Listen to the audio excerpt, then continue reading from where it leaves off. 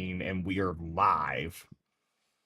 I hope the feed for the vertical looks good, but we'll see how that looks, and if we need to like adjust it or something, we can. It's not really showing my face. May have to like adjust that or something. Is there a way to? No, doesn't look like a copy. Manage channel level settings. I don't know. It's running right now, so I mean, it is what it is. I don't know if you want to pull up the shorts feed and see if you can see the vertical feed. But we got this going right now. Can we minimize? It's still doing scan. That's fine. All right. So that's all good. Let me get the YouTube chat up. Yeah, I think we're good. Everybody can.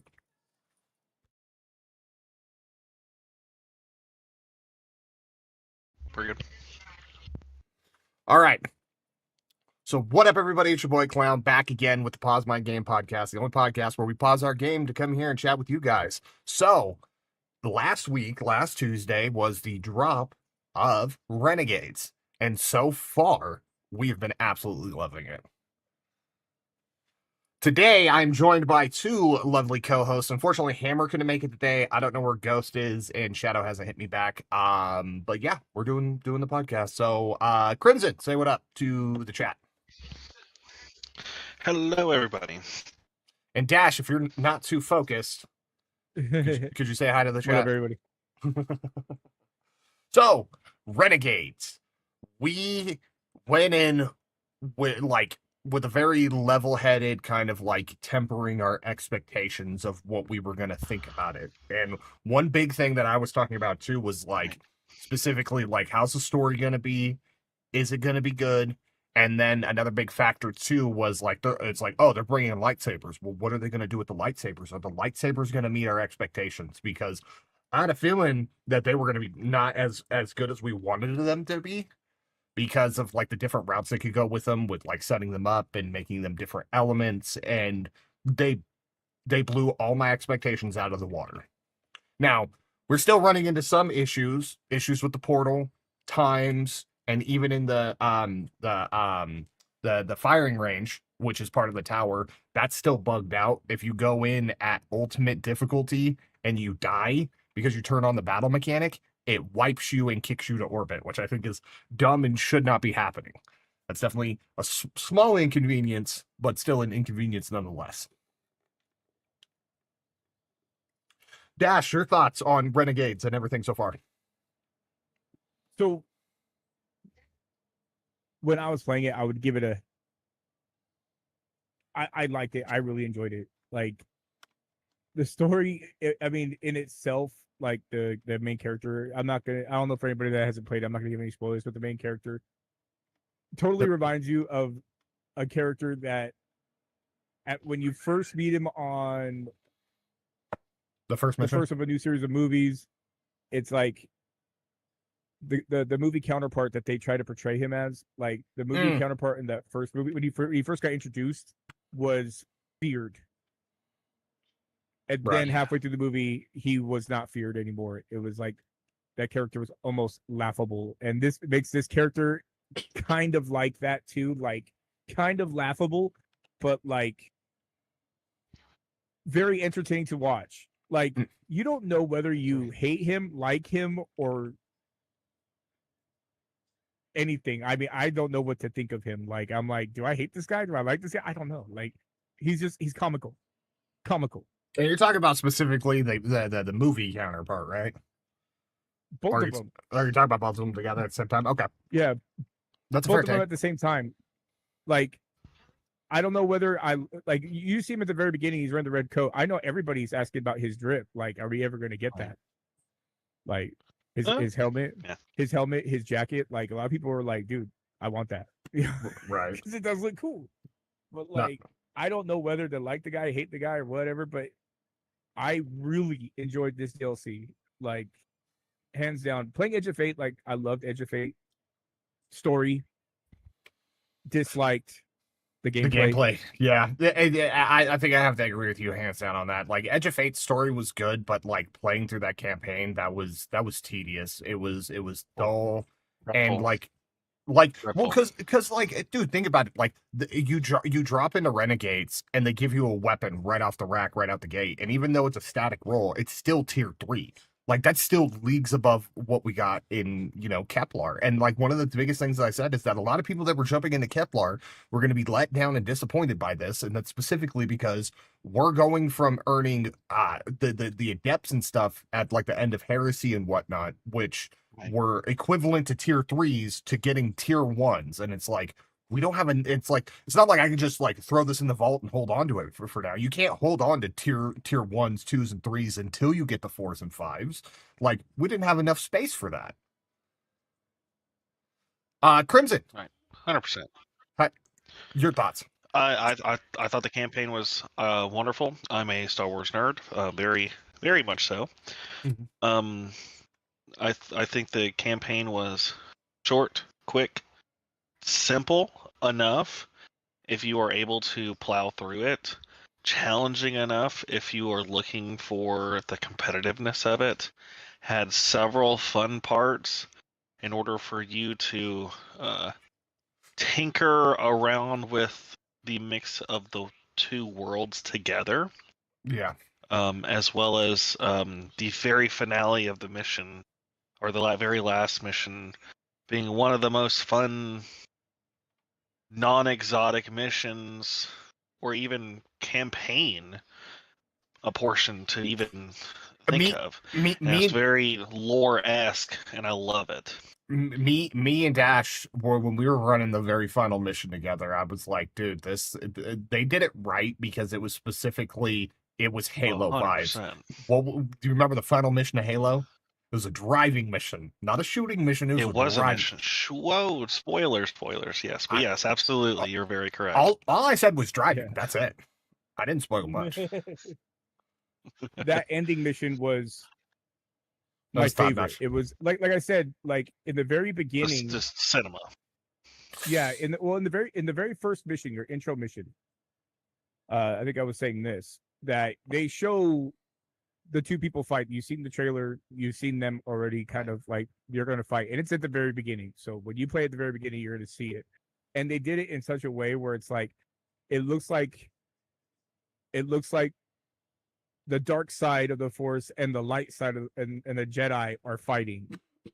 Like they did it in that way where it's very Destiny 2 Guardian-esque way, but it highly shows, the light and dark. And I was like, I like that. I like how they did that. That's okay. You better come back. Yeah. No. I thought it was a absolutely very classy campaign. I think it was very well done. I think somebody in the Star Wars world and realm had a very large hand into it, and I appreciate. Yeah, no. So the amount of effort and thought. Me and Dash noticed a lot of the crossovers, and they did it as in a true Star Wars thing, and they did a lot of things in very, very Star Wars fashion, like to the T, and it was done really well. Comparatively speaking, I did absolutely love the last mission of Renegades, but I can't lie, I did love the final mission of the Kepler missions, Edge of Fate. Like that final mission, that one had layers to it and was done really well too. Like when you first go up to the catch and then you got to turn into the ball and then you're trying to navigate into the ship. 1 second, I'm right in the middle of something. 1 second. when you're on those little catwalks and those rails and you look over that edge, like I don't have a fear of heights, but like I was afraid to fall, so I played extra well on that part. Like looking down, like the visual details actually made my stomach flip. I was like, okay, they did something with this, you know what I'm saying? So I have to give them credit on that. All right, continue chatting. I need 2 seconds. My son needs me.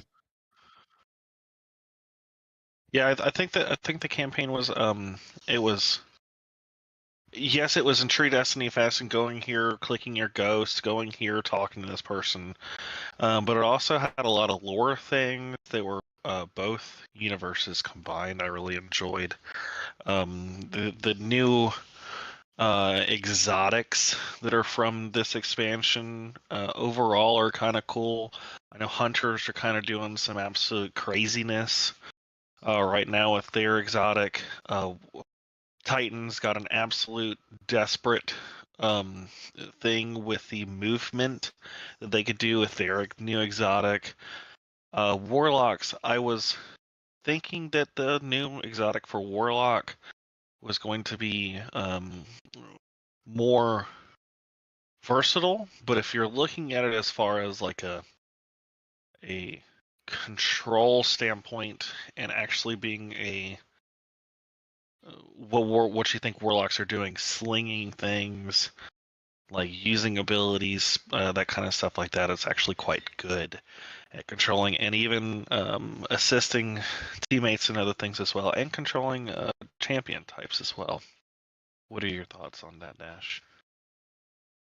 I'm gonna agree with you on that. Like, I honestly feel like coming back to this DLC,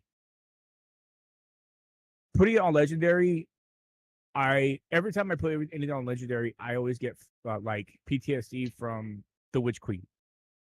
Yeah, when you put it on legendary, it's impossibly like, hard.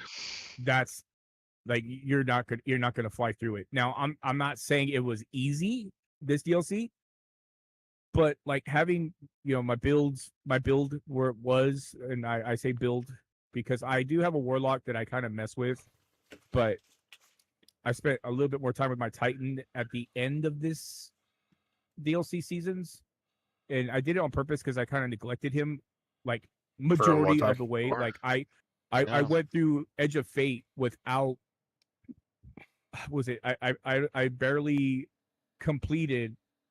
I don't think I even completed Final Shape yet with my Titan, so I had to fly through that, and then I went to Edge of Fate, and then I did that, and I was like, you know what, I'm gonna spend a little bit more time on my Titan. After I already beat it with my Warlock and Hunter, I was like, let me pick up my Titan. Let me work with him a little bit, and it was one of those things where it's like, going in legendary on this DLC, I actually felt like a guardian again. I felt like I was powerful again. Yeah, like it wasn't. Like there was a couple of times where we're like, "Yo, like, all right, things are getting real now," but like, you could still make it through. Yeah. Now, I liked how they introduced a lightsaber. Okay, this is gonna be a spoiler alert. I'm not gonna. This is just to make a lot of people happy. They introduced a lightsaber probably about 3/4 of the way through the campaign. Yes, to me, that is awesome. Like, I thought that was you had the time best to thing. use it. You had time to play with it. You had time to have fun with it before you put it in a vault, maybe forever, or dude, you gave you time to unlock some things. That thing is not getting vaulted for quite a while. It is that good. No, it is that good.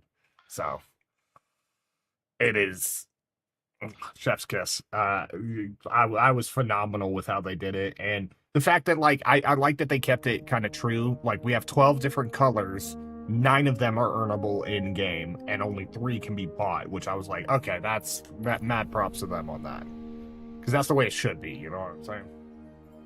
Yeah. They didn't do true Destiny fashion where everything's behind a stupid paywall. It's great. It's and I'm gonna go ahead and say that probably Lucasfilms had a hand in that. They're like, dude, you need to make it to where most of that's earnable. Like, maybe 3 you could buy, but the rest, like the dark saber, like, they were like, that can't be bought. You gotta earn that. Yeah. Yeah, no, 100%. I mean, I think it's a very fair, legitimate amount that was given. Um, and lore wise, going back to Star Wars, they have all of the colors. It makes sense to have Mace Windu's purple because it's not standard. It makes sense to have black for the dark saber that's behind a paywall potentially, since it's not quite um core Star Wars. It's only from the Mandalorian so far. Other than old books you can read for the Well, no, for the they've canonized the dark saber, and it has a really detailed story going through the Clone Wars and the stories of Mandalore and whatnot. Which kind Yeah. of dabbles into Revan, and why I was telling Dash that the next like major Star Wars saga they're gonna do is like from what I heard was that they wanted to do Revan's storyline, which I think would be amazing. Yeah. So, Yeah. hang on, let me mute this game audio. But yeah, so far right now we're absolutely loving the game. It's feeling super good. We're appreciating it. We have plans to do some other stuff because me and Dash were dabbling around with a little bit of Tarkov. We do want to do some more of that, but right now we're all in on Destiny, and it's in a good spot. We think we can work with it. I think we should definitely push to do the videos for like things that could be fixed to make the portal a little bit better, because a lot of that's just quick, simple, easy fixes. They fix the times. It reduces a lot of the issues that we're running to in on the portal, and then fixing like the small issue with the shooting range where like if you're in ultimate difficulty and you die there, you wipe, which I think is dumb. Yeah. So There are also things I was telling Dash about, but there's I went back to help my brother, like, since he's just been getting back into Destiny after all these years. Doing the Whisper of the Taken 1, 2, and 3 from the Whisper of the Worm, getting the catalyst and getting the intrinsics behind it. The Whisper mission, even if you complete it in time, does not give you the next step on the quest. Like, things like that absolutely need to get fixed, especially if it's still active in the game. yeah, there's a lot of things that they're working on. Like they just put the mission back in for the what is it, that Strand SMG, the exotic one. What the hell's it called? Can't even think of the name of it. There's so many guns in this game. New mouthpiece. No, New mouthpiece. that Strand SMG, not Rocket Pulse. Barodiad. Yeah, Barodiad. Yep. Yeah, So- where it's unobtainable entirely. Yeah. Yeah, no, the mission apparently got put back in for Renegade. So Okay. and all the catalysts and stuff can be earned. Because that was the funny thing too, is like once Edge of Fate dropped, I went through with the Choir 1, and I was doing that mission, and it gave me a bunch of the pieces, but not all of them. So they have to go through and fix that. And that just dabbles in, like, originally this content was made in a very specific, unique way. And so like they made the missions like specifically replayable for X amount of times to go and get all the intrinsics, but they were never meant to be just sat there and consistently ran. You know what I'm saying? Compared to like strikes. Strikes have always been centered around like consistently running these. And then you had Grandmasters, which were still a strike, but at the highest difficulty to try and get some like really high tier loot, so to speak. So I don't know if I necessarily agree with like tier 5s need to be locked behind only end game content, but that's another topic for another time. But like that's always been a thing. It's like you got to have something to chase at end game, and if you can get tier 5s everywhere, what's the end game chase? I would be okay with tier 5 depths. I don't know how that works, but you know what I'm saying. Yeah, or they had it in the game. I know it was like but just like it'd be really hilarious to have like a tier 6 of like just a hilarious, like is an adept version, I guess you could say, of be kind of Well, doing. so here's the thing, is that what a lot of people don't catch on, and this is something that I know. So even though it was just like a small like little one-time thing with like the tier 6, You know why that's in there is because some of the weapons are coded as a tier Testing, 6. playing with it. No, they're coded as a tier 6. Do you know what makes a tier 6 a tier 6? No, no idea. Shiny. So in Pokemon Go, and I know you're a Pokemon fan, like a hundo is when you have 3 perfect IVs, right? That makes it 3-star. Yeah. The things that can make it a 5, what makes it a 5-star is also if you have the 3 perfect IVs. Because you have 3 perfect IVs, you automatically get your 4-star, and then if you add on the shiny factor, it's a 5-star technically. So it's the same coding process for this. That's why the tier 6s were able to pop up. And then even when you went into the weapon and saw the description of it, if you hovered over the thing in the top right corner, it would say tier 6. It would state that it was, because it was a shiny drop. It was a different variant of the tier 5. Okay. It's kind of fun. So that's just logical, nonsensical data that I know and understand, and useless information. But right now, everything's good. Me and Dash and Crimson have been doing a bunch of farming and getting ready for the big update, which is that a part of Renegades, we're getting a brand new dungeon, which is coming this Saturday at 9 a.m. Me, Dash, and Crimson are signed up for the world first race of Equilibrium. And we are going to be trying our hardest to hopefully get that. I've gotten these guys to commit to about 6 hours roughly to see if we can push it within that time, because I don't think it'll take 12 hours for the first completion. If it does, I mean, props to the team that does, but we won't be running at that point anymore. We'll try to still get it completed. I'm going to want to complete it on contest mode for the simple fact that we'll all get the dungeon exotic if we complete it on contest mode. Which I don't... do you think it's going to have a dungeon exotic? I mean, every dungeon thus far, for the most part, has. Especially recently, where exotics are becoming more and more often and Yeah. frequently. Well, Hopefully it will. Well, because we're getting a lot of guarantee. parts for the saber in the Equilibrium dungeon too. Right. So that's Even if why. they give us like our own individual color, that'd be something. That's considered a win in my book. If we get like a gradient color that goes from rainbow, I don't really care. Something special like that'd be really.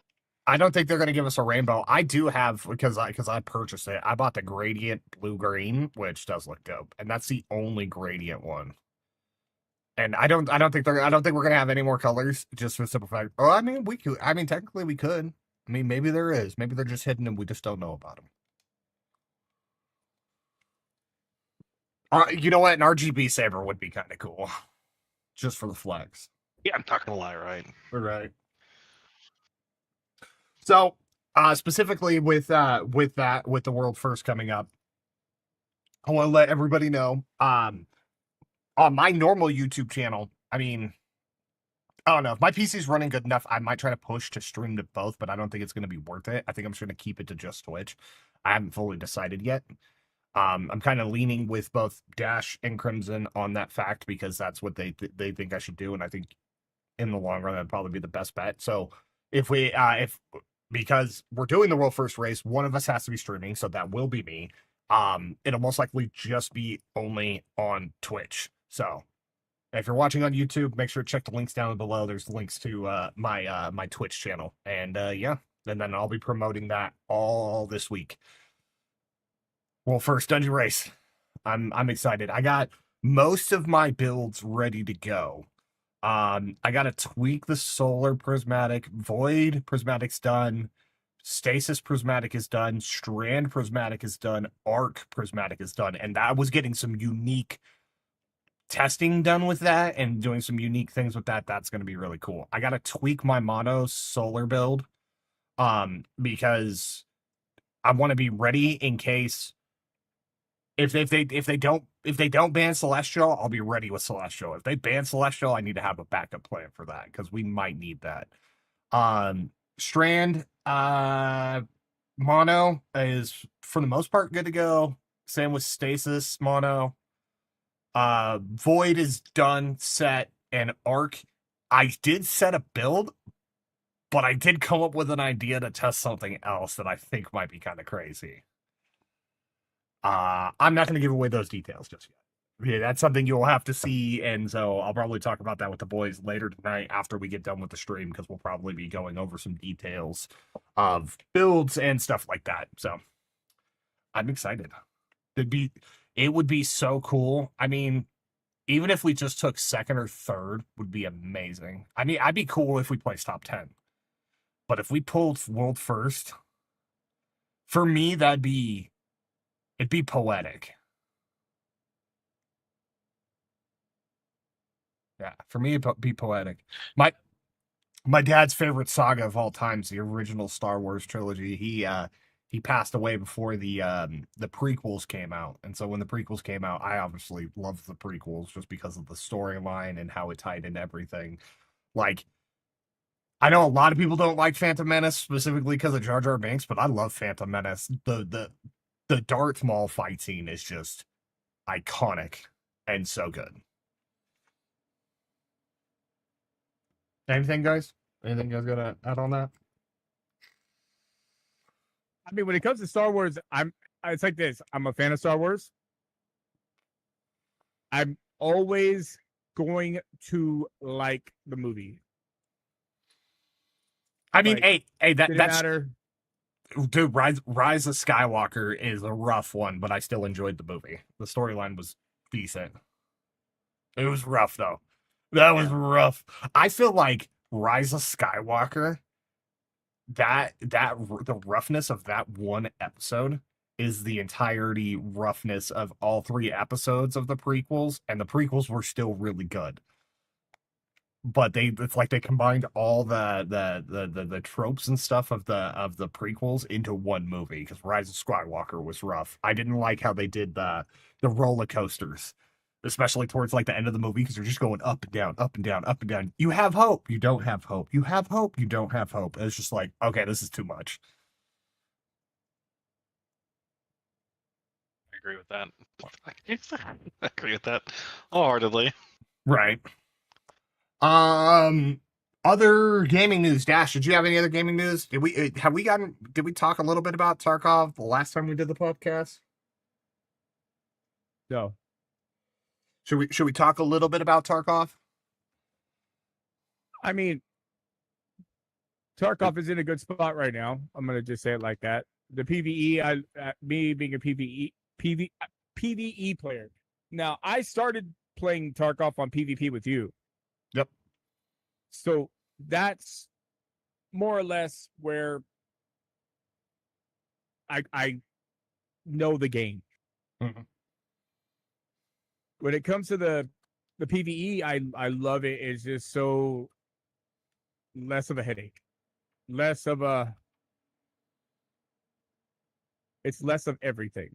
Like, Yeah. you don't have to worry about the campers. You don't have to worry about the hackers. I mean, I've heard what's going on right now is that now there's flying PMCs. I'm Hear not about that one? surprised. I'm not surprised, considering that people have been doing that in Destiny as well too. I'm not surprised, because like the biggest thing with Tarkov is that it's a game of like preparedness. So you have to plan for everything. Like, you have to plan your route. This is the way I'm gonna go in, so I can go get this specific item, as long as it has spawned there. And hopefully I don't run into the boss. But if I should run into the boss, I have this weapon for him, or I have this one special mag loaded, ready to go. So I can load that, deal with him, hopefully get his loot, get the fuck out, and then hopefully don't die to somebody sitting in a corner in an extract. Right. So yeah, I definitely agree with less of a headache. It's just more enjoyable that way. Like, you can just kick back, relax, and then enjoy the game. And if you die in PvE mode, it's literally your fucking fault, unless your friend domes you.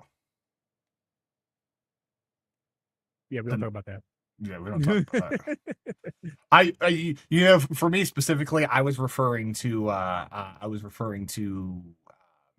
what's his face, Frost killing Warrior when he fell out of the rafters. Yeah. It's one of those games where, like, the 1.0 release, they still got a lot to do but it is fun.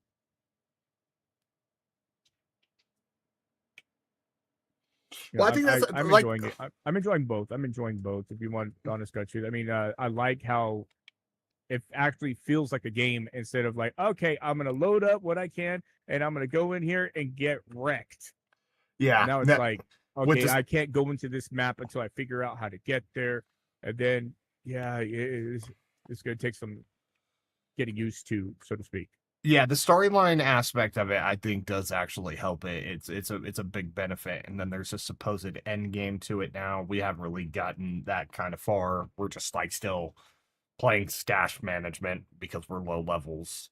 Some of the tweaks of the flea market kind of hinder us a little bit, but it's not that big of a deal. We'll make it work. So Tarkov, any other games we want to talk about? Any other news that anybody's heard about anything? Gaming Haven't or really heard otherwise anything related? else.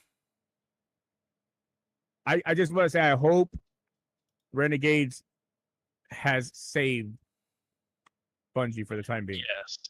I- Please. I think it's doing pretty good. I think one of the biggest factors will be the turnout for the world first race. I think we'll get a really good idea.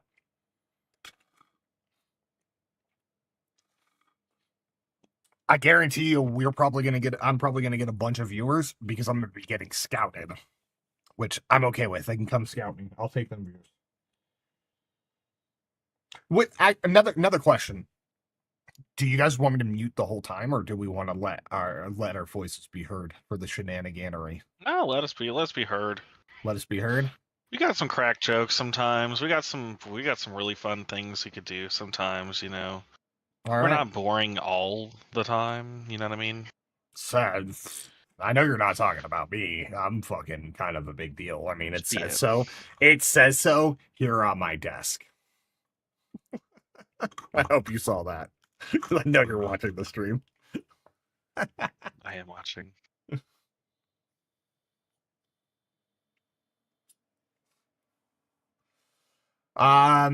Yeah, so we gotta start. Do we want to do like what time is it right now? Hang on, let me check the time. I probably need to go get Junior to get him to lay down. Mactix posted something else. Leave that alone. Do we want to try and do a couple runs of something to give it a little bit of entertainment? Should I just try to get Junior lay down and wrap up, and then we go into some, because this whole week's going to be getting prepared, and I feel like anytime we can use to get prepared, beneficial right now. I'm gonna have to get off. You have to get off here shortly. Yeah, I had a 3.5 hours sleep last night, helping my son build his PC, and I was very, very away from the wife to buddy. Take apart his or replace his timing chain. That's the thing. My brain is wired. I'll be up early in the morning, so will not be able to be on much longer. All right. That's no worries then. Yeah. Yeah, and then we'll stream tomorrow. I want you guys to try, if we can, every night for the remainder of this week up until the raid race. Just try to be on, and we'll try to link up, and then just be trying to push some stuff. Let's put let's do this tomorrow night. Let's push for the thing for the catalyst, because Dash has been researching the catalyst. Let's push the catalyst tomorrow night for the sword, in case the sword doesn't get banned. Sword doesn't ban, I want the catalyst, because we're gonna need it. Yes. Because if they don't ban the sword, we need the sword for the raid, and we need our sword out as good as much as possible. So I was doing the test. The one for the objects, the hidden objects, that one you don't have to do it timed. The other ones, unfortunately, you have to do them timed, or they're not going to proc. Okay, that's what I kind of figured. Because I'm about ready to get it. I'm on the boss fight right now, so I'm just kind of. Oh, you're just knocking it down. All right, that's fine. I'm gonna knock that one out right now, and then. All right. And then what I'm gonna do is show you how to get it if you're awake or if you're able to, or we could do Yeah, it yeah, tomorrow. yeah. I'm down to do it tonight. I mean, if we get it done, then it's just us showing him how to do it, and we can focus on like doing Yeah. like the bosses and stuff like But that. I'm also testing it right now too to see if it's even possible. The reason why I say that is because I don't have the timer. I thought it glitched it out because I heard something about, oh, there's a way to glitch out the timer, and I tried to do it, and it seems the timer is still. There we go, Baron Energy. The timer is not there, but like a lot of the other little obstacles I did are not proccing for the other thing. Where is this thing at? Oh, it's up here. Okay. All right. All right then. So I'll let you know when I'm done. Okay. Well, I think I'm gonna go get Junior, and I think I'm just gonna work on getting into bed, and I think we're just gonna call it an early night for the podcast because I don't have too much more, and a lot of the stuff that I want to focus on, I don't really want to be giving away over the stream right now. So that's just what it is. Like, if you guys want to see that stuff, come Saturday, 9 a.m. PST, and for World First. what was that? Come for World's First. Yeah, come for World's First. It's gonna be crazy, and that's where I'll give some details away. If somebody bites my style and steals a build from me, I will know about it. I have a feeling it's going to happen. Somebody's going to go, "Hey, this build's fucking insane." Because Crimson knows. Crimson and Dash know. They've been watching me. They've been watching what I've been doing. We're gonna do some nutty stuff. So, all right, that's gonna do it for today. Thank you to everybody who did come by, tune into the stream. Watch this after the fact. Make sure to like, comment, subscribe. Check the links down below. Tomorrow will be live about 9 a.m. Pacific Standard Time for the regular streams. I'll still be doing that Monday, Wednesday, Friday, and then Saturday is the world's first race. So I appreciate you guys. You guys have a good rest of your day, and I'll see you guys in the next one. Bye. Bye, everybody.